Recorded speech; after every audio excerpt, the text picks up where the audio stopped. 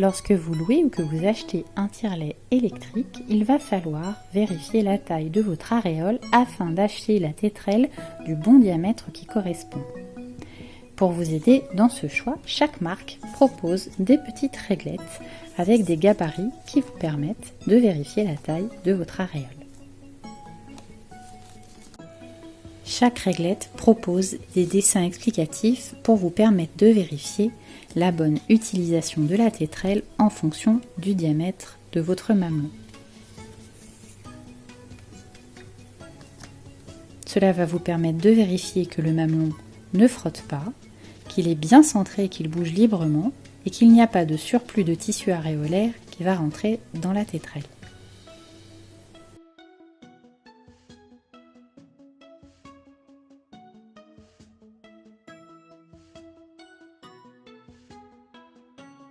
Les réglettes sont souvent doubles. D'un côté, cela vous permet de vérifier la taille correspondant à vos tétrelles et de l'autre, pour les bouts de sein. Cette réglette est issue d'un organisme de location. Il vous permet également de voir différents marques de tire-lait en fonction des diamètres proposés pour les tétrelles ou pour les bouts de sein.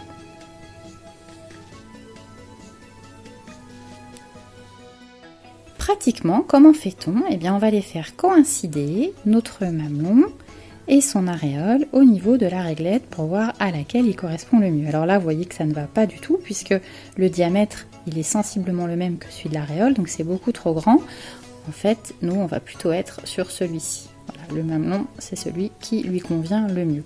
Alors, mon sein en plastique, il a un mamelon qui est vraiment très très petit, donc c'est assez unique quand même comme taille, mais sinon en fait quand vous mesurez avec un mamelon au repos, on va rajouter 2 mm pour être sûr que ce sera la bonne taille.